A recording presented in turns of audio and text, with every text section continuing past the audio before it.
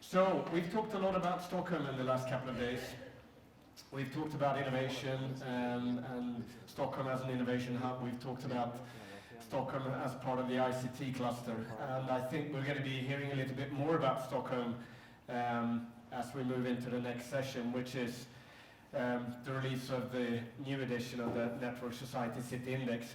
It's a report that we've been doing for the past 5 years. It looks at selected cities around the world and measure ICT maturity in terms of how well they leverage from ICT investments in terms of economic, social and environmental developments. We call that the triple bottom line effect. Last year, Stockholm was ranked first. I guess we'll soon hear how we are doing this year, or how Stockholm is doing this year, and maybe you'll find some of your home cities being part of that index. We are releasing this on Monday first, so this is an exclusive look at it, so it's under embargo until Monday morning at 10. And to tell us more about this, we'll have two speakers. First of all, Patrik Regardh, who is head of our Network Society Lab, and he will also be joined by Annette Holm, who is the CIO of the city of Stockholm. So with that, I'll hand over to you, Patrik, to lead us into this year's edition of the index. Thank you. Hello? Can you hear me? Somewhat? Yes, now you can hear me. Good. So I'm very happy to be here this morning and to present this work that we have been doing. And as Ola said here, I'm heading up the Network Society Lab, and we are looking into particularly the transformative effect of ICT, how ICT brings change in different sectors of society. And we have a couple of our publications available on the tables outside. I'm sure that some of you have picked up a couple of those, but those are the typical work that we are looking into. And obviously, we are aware of that cities is an increasingly important domain to look at. I mean, first of all, we have all the trends around urbanization, etc. I will not go into that. I think we all know that cities are becoming increasingly powerful and increasingly important in the world. But obviously also cities is thereby an increasingly important domain for ICT, both on a connectivity level as well as on application and enabler layer. And that makes it important for us, we believe, to understand the development of cities deeper than just as a place for installation of equipment. And lastly, I think cities also is in many aspects a more relevant domain to compare with, because if you look at, my favorite example is always compare UK with China, and the difference is quite big. Most statistics is on national level, and that makes it very hard to compare and to learn when you start to look into statistics. But when you compare London with Shanghai, for instance, maybe there's equal, or the dimensions that are the same are much more relevant. So the comparison, and thereby the learning curve, if we look at cities compared to nation, can help us quite a lot to stimulate the development and to improve the speed of development. So with that said, I will, let's see, here we are. I will briefly introduce the City Index and the work that we've been doing. And the report looks like this, and it's available outside under the embargo that Ola talked about for you. And you have a good weekend then to spend reading that report. From sort of a design point of view, we have built the City Index on the notion of the role that ICT plays in cities. And that is something I think that what Martin Ingvar told us about healthcare is a very, very good illustration, a very, very elaborate illustration of how ICT is coming in and becoming a very strong change agent in how healthcare works. And obviously we see that in many other domains. I mean, look at urban mobility, for instance, how we travel around, how we move around. ICT is becoming a very critical component in improving that experience, in helping out to reach a destination in a better fashion, and also maybe to exchange traveling for something else, a video meeting or whatever, as an alternative to traveling. And equally, you can look into some of the broader inclusion issues. You can look into energy utilities, where ICT is coming into smart grids, etc. So we see that there is a very big role for ICT to play in cities. And I think that when we did this design of the index, we basically reviewed some 120 different reports, scientific reports, case studies, etc., to identify those common denominators where we see that ICT contributes. And we are focusing on those aspects when we look into the triple bottom line perspective. And the way in which we've done the index, and Ola explained that also briefly here, that we are talking about two main axes, or two main aspects of this index. One is the ICT itself, where we're looking into concepts like, ICT maturity, where we're looking into the performance of ICT in a given city from an infrastructure point of view. How well is the infrastructure performing? What is the speeds that the infrastructure provide? What is the diffusion? How propagated, how available is the infrastructure? We're looking into affordability, which in a sense is the performance of the market. How effective is the market to provide these services? And we're also looking into actual usage levels. How well are we as individuals, but also institutions and business in applying and using ICT?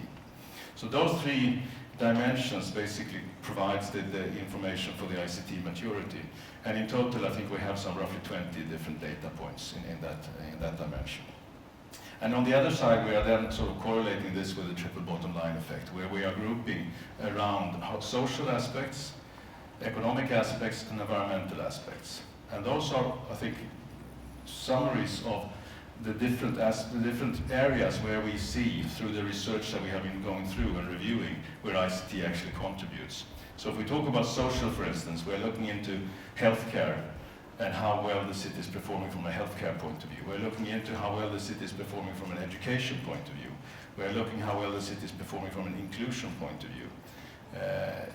And with inclusion, that goes into sort of things like crime rates, it goes into unemployment or employment rates, etc. How sort of acceptable is it to live in the city in that sense?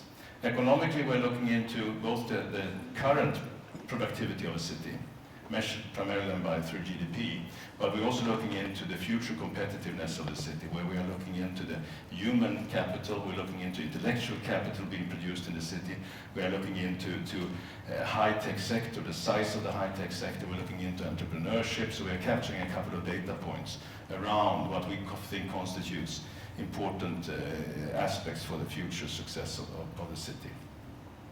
And then environmental piece is a bit different from the other ones, because environmental, typically when you have a city which is not very highly developed, you typically have quite a good environmental performance. Resource consumption is low. Typically the environmental conditions, if it's land, water or air, is quite good. Also the contribution to carbon dioxide globally is also quite low.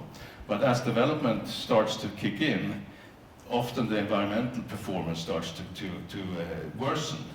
And then we can see in our research that at some point, when you get to a higher level of development, we can see some signs so that the environmental indicators is actually starting to recover again. So if there's a typical pattern where ICT and social economic development follow each other, environmental is slightly different. But we believe that's an important aspect to bring into the equation. And we also believe that environmental aspects are something which is of great concern and where ICT can contribute and for the future. So if we take a quick look into some of the aspects, if I sort of extract the social performance out of the triple bottom line and correlate that with ICT maturity, we can see that it's quite a steep curve in the beginning, and then it has a tendency maybe of flattening out a little bit. And I think there could be many different interpretations of this, but I think one reasonable explanation is that the social dimension is maybe slightly easier to target, and it's also maybe a little bit driven by individual initiatives and individual drive to improve your current situation, and thereby the whole situation in the city improves. So here I believe that it's more people that are driving the development maybe than institutions in that sense. Institutions are of course important, but they're not driving in the same sense, and ICT contributes to give the tools in the hands of people. If I take another dimension, which is then the economic competitiveness, which seems to follow a fundamentally different curve here, where we see that ICT maturity helps, but it takes quite some time before that kicks in. And we can sort of see the more profound impacts. And of course, I think that there's good reasons for this as well, because I think that economic competitiveness is something that it's a bit tougher to achieve. It requires more from institutions and organizations and enterprises within the city to respond to this and to develop to this. So for me, this is quite natural that you could see these kind of differences in patterns. But it's of course important to see what can we do to improve the economic competitiveness, and can we sort of stimulate the discussion, particularly around the low-performing cities here, to run according to a faster trajectory then. May I ask you a question on the time here? Is that my time or is that our time? It's my time. Okay. Sorry? Okay, so it's Annette's time as well. No, my time. Okay, thank you. Sorry for this little practical, but it's good to know. Good. Another thing that we can see, which is quite interesting, as Ola told us, we have published this report 5 years now. Last year, we went from the beta release to the real stuff, because last year we basically reshuffled or restructured the data model and created a much more robust model out of the learnings that we had in the 3 first years. And that is the data model that we have now also as a foundation for this report. And that means that we can start to make some comparisons still from 1 year to another. It's a short time cycle. I don't think we should sort of take too much conclusions in the details here. But if you look at this diagram where you have ICT maturity improvements on the x-axis, and you have the actual ICT maturity on the y-axis. So that meaning that the city which is high up has a high ICT maturity. And here you find obviously Singapore, Stockholm, Copenhagen, the cities that you would expect. And lower at ICT maturity you have, I think it's Dhaka, Jakarta, Karachi, etc., which are the lower ICT maturity cities. But interestingly enough, we can see that the lower ICT maturity cities are the ones that are growing fastest now. So there is a little bit of a catch-up effect going on right now, where we see a much faster absorption of ICT in cities which are a little bit less developed. And it's even so that if I take Singapore as an example, Singapore has always been the sort of the prime example that we bring forward when we talk about the successful city and bringing ICT into practice. Singapore is actually the one city that is growing the lowest rate now in ICT maturity.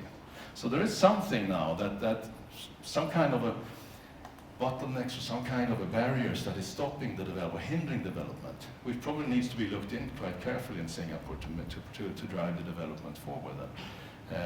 Stockholm, we'll come into Stockholm. I think Stockholm is performing quite well in relation to other cities of a similar maturity level. That Stockholm continues to improve its ICT maturity despite the very good position.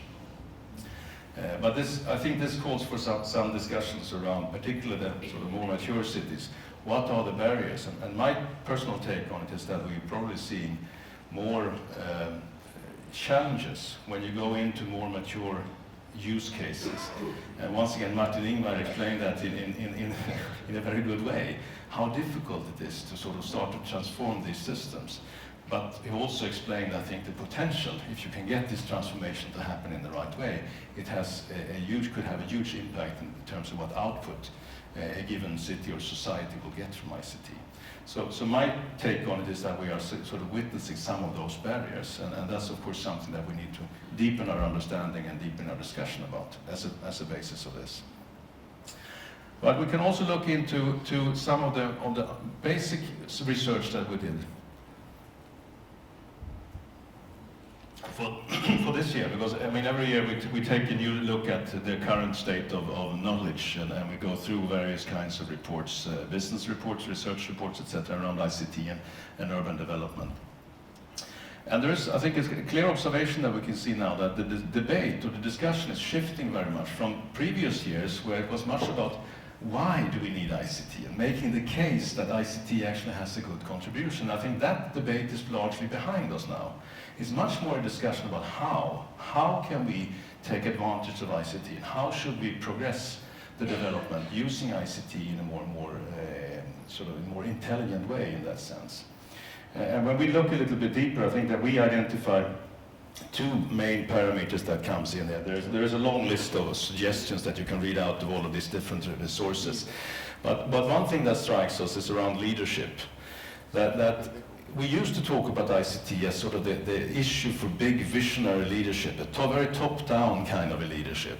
But I think that is also shifting now, where it's more a matter of should I say, distributed leadership, where I think that ICT is becoming a part of the curriculum for leaders.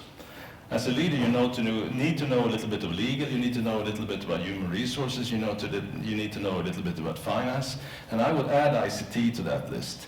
Because if you're not able to understand how you can use ICT to rationalize your operation and free up resources for more productive work, and if you don't know how to use ICT to increase engagement with your different stakeholders, your leadership task is going to be very tricky. And I think that including ICT usage and ICT knowledge into the leadership curriculums is something very important. One thought that comes through here is more of an entrepreneurial model, where the major is sort of driving an entrepreneurial agenda throughout the city organization to make more initiatives come through and be realized without necessarily waiting for the centrally orchestrated initiatives. That was maybe necessary when we rolled out the infrastructure, but now we use it, it becomes more of a natural thing. But also using ICT to open up for a broader engagement, where civic participation can happen across basically all kinds of borders. And I think that there are lots of examples where cities open up their ruling principles and let citizens participate in budgeting processes, in prioritization of where different resources shall be allocated from a repair and maintenance point of view, in policy making, invite people to participate in policy making, etc. So I think that is something which is also a common theme in terms of how the leadership of cities is changing to a much more open and transparent way of leading, and an inclusive way of leading. And then also, I think the informational ecosystem. Martin was into that when we talk about healthcare. I think it goes across more sectors than that it's a matter, and Rio de Janeiro is quite interesting, where they have this sort of the city operation center, where they are gathering information, both from their own operation, but also from business, from other sources, into more of a kind of a dashboard, or a city management center, where decisions can be taken, and where also analysis can be made, and predictions can be made, meaning that you can move from being more reactive to preventing. It can be in the traffic, it can be in different other areas where you can be much more proactive in your management of the city then. And from a collaboration point of view, I think that cities need to sort of work much more from sort of a platform thinking, where the city is providing some of those vital platforms where information can be exchanged, where the innovation community can be invited to solve some of the city challenges, develop applications, etc. Obviously open data, open governance, etc. are part of that into the picture. But I think also cities need to work much more on shared solutions. When I look, and now I come to one of my favorite topics here, when I walk around in Stockholm, sometimes I go by the bus or the subway, I use this blue card. It works quite okay in Stockholm, but if I go to Uppsala, they have a yellow card. So this won't work. If I go to Gothenburg, God knows what color they have. If I go to New York, it definitely doesn't work. And I know that the Stockholm Public Transportation Company had quite a hassle to get this work, so they spent over budget a number of times to get this system working. And I bet they did the same in Uppsala, or I know that they did the same in Uppsala. And I trust that they did it in Gothenburg as well, and in New York as well. And my point is that when you try to solve your problems sort of city by city, you end up in solutions which might work quite okay in that particular city, but at a very high cost. And if you go back to the issue about standardization, if I pull this one out, this is the same. I'm as equally mobile with this as I am with this. This happens to work all over the place. I can turn this on anywhere, and it works. I may pay a little bit extra for a telephone call from New York than from Stockholm. I can live with that. It could be the same here. And if we look at the cost of operating this system compared to the world's transport payment systems cost, I bet that there's at least two oceans in between, where the effectiveness and efficiency of operating this infrastructure is so much higher. And by this I mean that when you go into building cities on ICT infrastructure, we need to recognize that ICT scales in a fundamentally different way. And you cannot, in the same way, allow to build your own solutions because they become expensive and they become unpractical to use in that sense. So I think that's very much about sort of creating shared solutions from a city point of view. Looking at this bigger picture, this leads us then to somewhat predictions, or three predictions from our side. One, I think I've already touched upon, that collaboration is something that is going to change fundamentally. And I think once again, what we heard about healthcare is just one way where the patients are needs to be much more engaged into the whole process. And I think that goes across basically all sectors. But also that collaboration is changing the core of how you build an organization. Because in the future, I think we will see more temporary configurations where people are sort of extracting competences and resources more casually into a business which is run. If you look at the startups in Stockholm, the gaming companies and other companies, they are building an operation extremely lean and relying on getting resources, even funding through crowdfunding and those kind of solutions. And I think that ultimately that is going to make a call for changed legislation, changed rule setting in many aspects. I mean, the regulation around employment, for instance, is built very much about the old logic of what an enterprise or a company was. But I think also the legal frameworks for how you do the legal frameworks surrounding companies and accounting, etc., is also all going to be affected by that. So I think this is a force that has a wide political implication, or a wide society implication at least, maybe not so political. The second prediction that we make is that people power is going to drive the urban development. And I think I made some points, but I think there are two aspects to this. One is that we see more and more cases, and I'm thinking about a case like Airbnb, for instance. I trust that you heard about Airbnb, to get somewhere to stay when you are not away from home. And as we know, that started as a couple of guys in San Francisco solving a problem with not having money to pay the rent. So they built some kind of solution to see, can we have somebody staying in our apartment overnight from time to time to get a little bit of an income? And so far it's all fine, but the interesting thing here is that with ICT, that scales, and it only took a couple of years, and then you have a global sort of overnight platform where people that has a bed and people that need a bed effectively can meet each other. And if you look at Airbnb today, the latest valuation I saw of Airbnb, they're today valued higher than the world's largest hotel chain. And they are operating 3,250 hotels, and Airbnb is not operating one single hotel. So that is a little bit the impact of a couple of guys having a very everyday kind of a problem, and how the solution to that problem scales and creates a fundamental change agent and transformation force then into the hotel business, etc. The other aspect of people power, I think, is the opening up that I talked about, that governments and city authorities are opening up their way of operating the city into become much more open for suggestions, advices, and recommendations from the citizens. So I think those two forces are two strong forces that will change the power play significantly in the industry, also in cities. And the third one, which resonates partly with the other ones as well, is that we are a bit frustrated of GDP as a measure of economic terms. We use the index because that's the only thing we reasonably well could use, looking at all of those cities from different places. But GDP is a very linear model. Let me take one example. There's a number of car manufacturers that are providing complete solutions for a group buy of a car. So you can go together, I don't know, a couple of families or a couple of people, 4 or 5, and you buy a car and you have that as a shared car, and they have sort of the infrastructure, the services and the applications to be able to manage that in a good way. GDP counts that more or less as one car.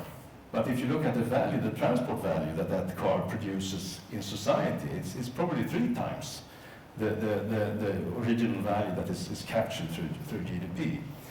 And the same if you go into other kind of sharing services where people are utilizing the same infrastructure, the same products, starting to share that more effectively between each other. So our prediction is that we will see another term for economic growth and economic productivity. And it's probably the sooner the better, but that captures more of these circular kind of economies.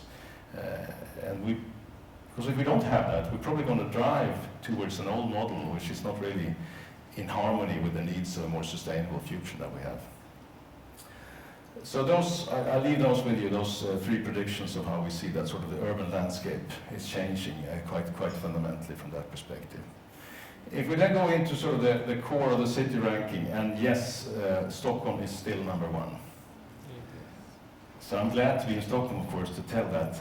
It would have been very exciting if we had a lot of turbulence in the top here, but I think the nature of these kind of statistics is not that you can expect very big changes from one year to another. If I look at the top 5 cities, Singapore has surpassed, Paris has surpassed Singapore. Singapore used to be number 3, Singapore is now number 4. And that is mainly due to the issue I raised before, that Singapore has not really kept its momentum in ICT maturity.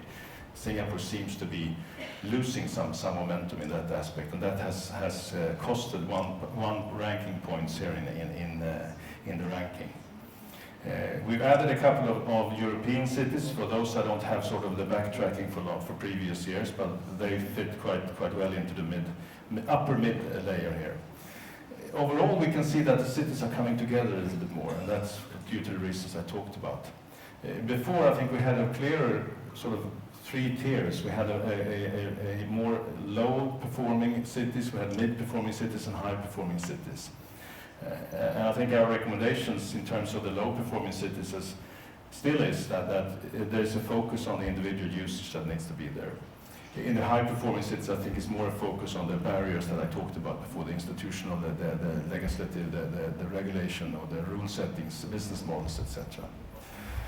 So this is how it comes out, and I will soon hand over to Annette here to bring us a better picture about Stockholm. I just brought one more detailed picture of Stockholm, where you can sort of see how Stockholm is splitting in its performance when you look at it from the 6 different dimensions that I talked about, the top 3 being the triple bottom line, social, economic, and environmental.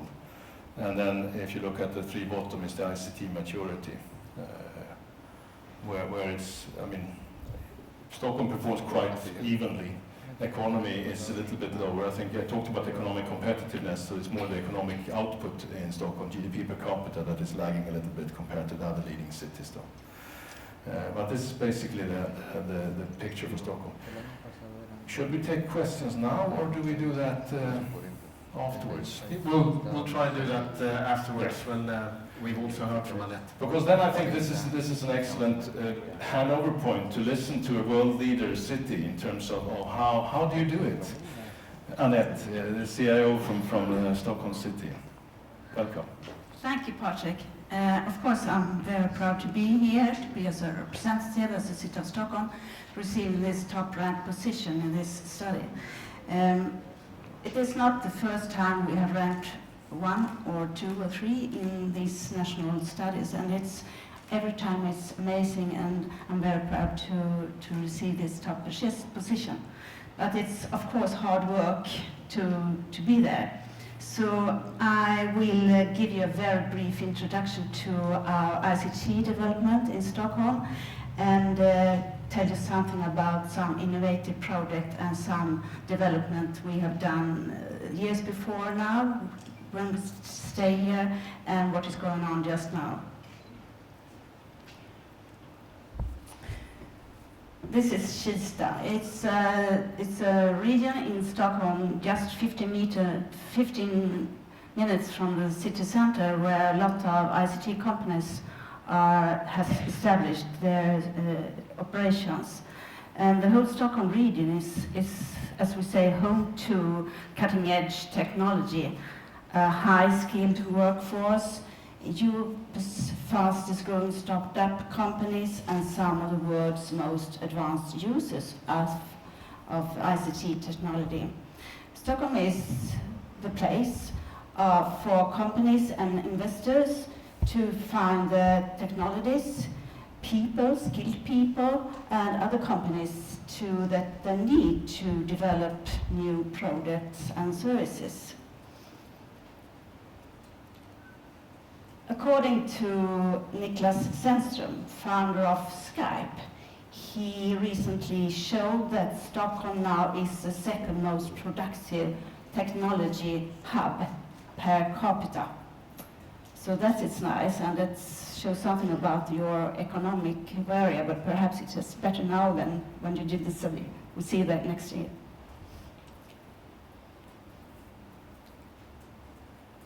One very important thing we have in Stockholm is Stockholm. Stockholm is providing fiber optic network as open ICT infrastructure in order to secure a free and fair competition regarding services. Stockholm is owned by the city and was established 1994, 20 years ago. Stockholm provide a platform for competition, service, development and innovation. This infrastructure platform creates low barriers for new players to enter the market and develop new services for the public and private sectors. Today, 90% of the households are connected to Stockholm's fiber optic network, and nearly 100% of all companies in the city. We have also had a fast rollout of 4G. Today, 4 operators provide 4G in Stockholm. And as a matter of fact, Stockholm was the first place in the world to roll out 4G in year 2009. I will now give you some brief, short introduction to some innovative project what's going on in Stockholm. I will begin with Stockholm Digital Care. As we heard Martin Ingvar this morning, he talked about the big challenges for the nations, but it's also big challenges for the cities and regions. And he talked a lot about hospitals and hospital care, but in the city we are responsible for the home service care and for elder care and caring for disabled person. And these has to be, our processes must be connected to the county council's responsibility for the hospitals. And the good news in this sector, the e-health sector, is of course that there are a lot of companies and services for different target groups in the framework of what we called Internet of Things. So Stockholm Digital Care is a pre-study to explore the opportunities to use digital technology to secure and raise quality of life for our elderly people in their homes.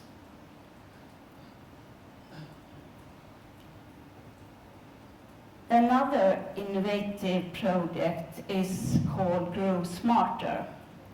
The project is coordinated from the city of Stockholm together with Barcelona and the city of Köln, Cologne. We recently received 25 million euro to find smart solutions in smart grids, traffic planning, and effective energy consumptions, etc. in the new city areas. Other examples are these. I'm very proud to show you the 3-dimension city map. It could not be seen here, but I promise you, it's in 3D. It's photographing from the air through the whole city, and where you can show how the city is growing and changing, including new areas and housing in the 3D map. We have combined this technique with using a virtual table called Urban Explorer, first developed by the Swedish ICT and Interactive Institute for the hospitals to visualize everything which is happening in the hospitals. Now it's used in the city planning, and used in city exhibitions to open for all the citizens in Stockholm.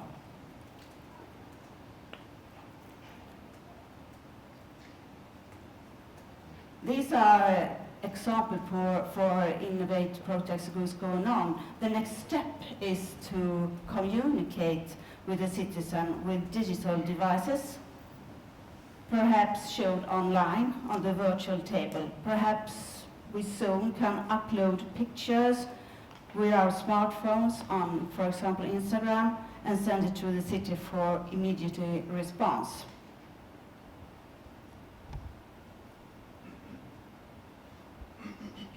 Another project aims to enable people to make digital tours in their neighborhoods or in the new city areas using their smartphones and QR codes to get information of what is inside the houses, such as energy consumption and efficiency, sustainable, recycled materials, innovative technical solutions that otherwise would be invisible for the citizens and the tenants.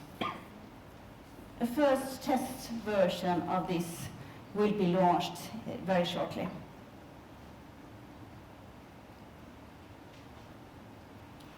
Since 15 years, we have in the city planned for new digital services for our citizens.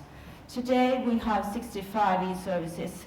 They are available 24 hours a day, and the citizens can reach them whenever and wherever they want.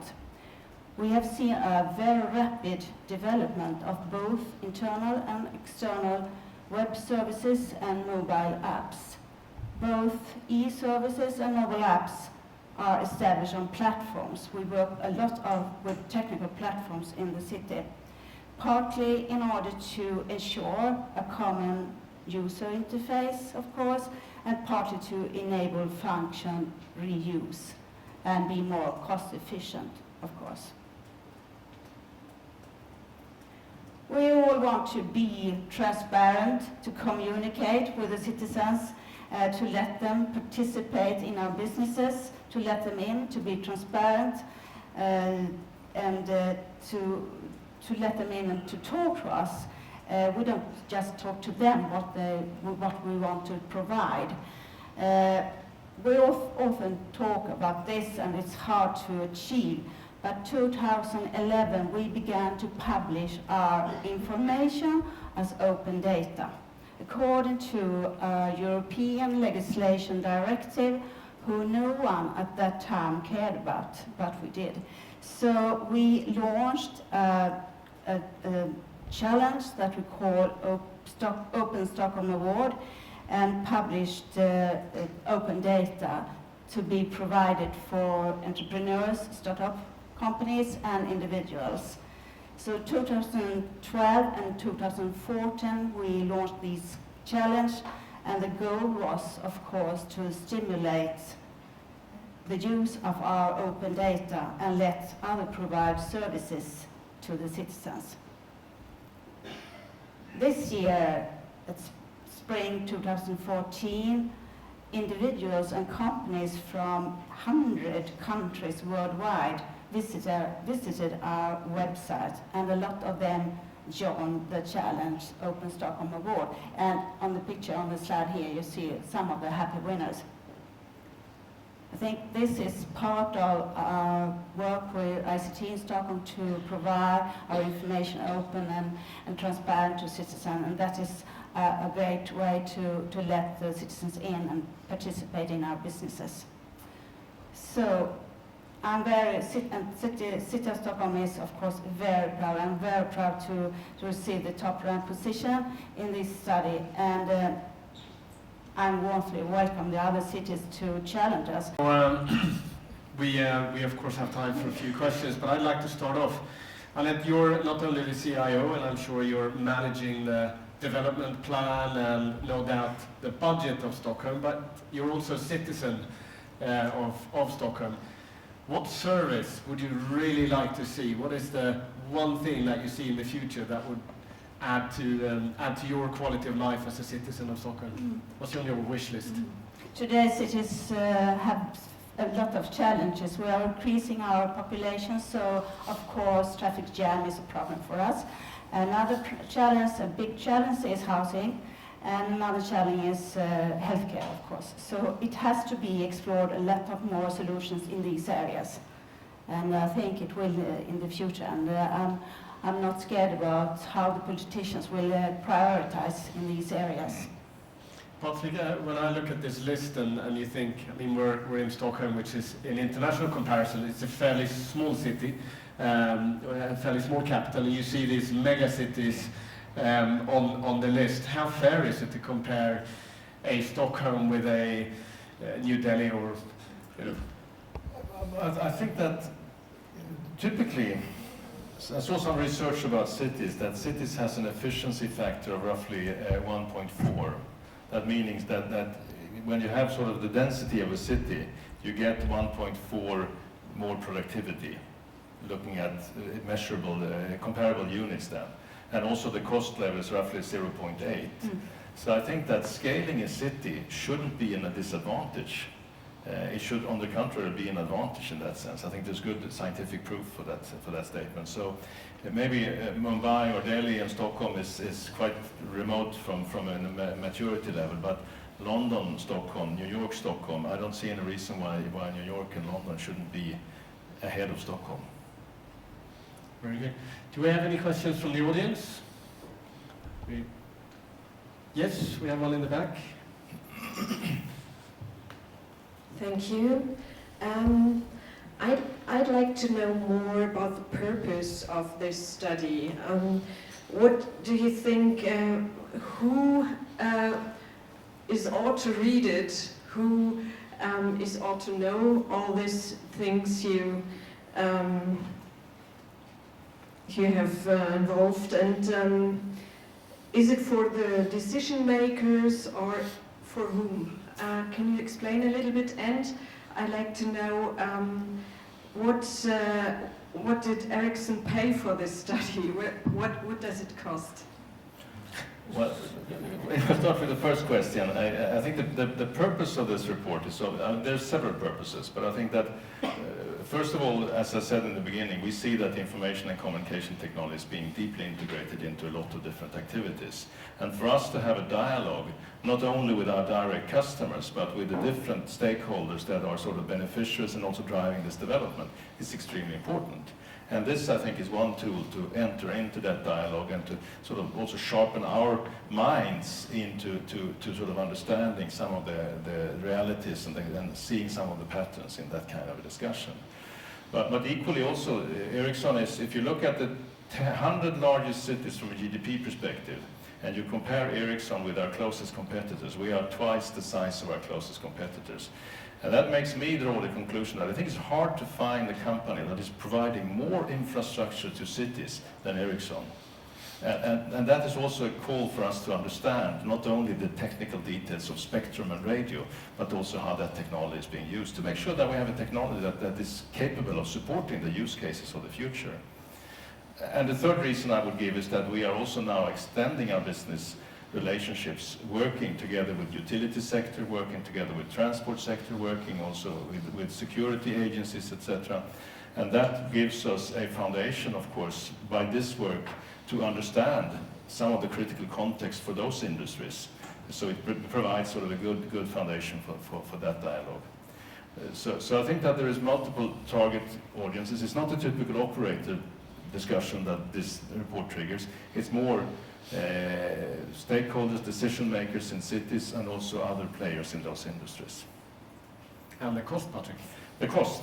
Well, as I said, we have a small team working with these kind of researchers. We collaborate extensively. This is not a very expensive report from that point of view. I don't think I should go into the direct numbers here, but it's not a huge cost to do this kind of research.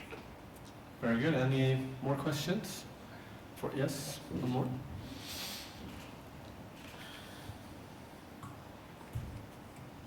Well, I'd like to ask in home sale or Stockholm city government, I want to know a little bit more about the project Growth Smart you just mentioned, how you have done, and what's the progress now? Yeah, we have just received money from the European Union, as I said, 25 million euros. And it is a cooperation between 3 cities, and Stockholm has the leadership. and it's a lot of industrial companies involved in that project. It will be perfectly launched in January 2015, and it's all about infrastructure, mobility, smart solutions, smart grids, traffic planning, sustainable solutions for the cities. So that's some more information about that project. Very good. Any more questions? If not, we'll say thank you. Sorry, just Oh, sorry. Patrik, in terms of the cities themselves, are they communicating with each other, or are they going it alone? Are they learning from each other? Can you maybe talk about that? I think that we see, and you probably can support me on this, but I think that we see lots of discussions between cities. But my take on it is that cities have a tradition of sharing experiences and then going home and doing. My point is that with my little case here is that I think increasingly cities need to just continue to share experiences and maybe share the doing in the future when we talk about ICT. But there's a lot of experience sharing and there's a lot of sort of common knowledge which is built between cities, but not so much common doing, which I think is the next step in the collaboration between cities. But maybe you have another view. No, I agree on that, because it's very important that we agree on some standards, as you said before, and sharing processes and experiences of building, for example, a fiber optic network, e-services for citizens, working with open data, and other innovative projects. So I see a lot of these connections between big cities, more than cities in the same country, because it's a spread about how many citizens you have, and the challenges is different. You happy with that answer, Paul? Very good. Then I think we'll close this session. Thank you very much, Annette. Thank you, Patrik. Thank you.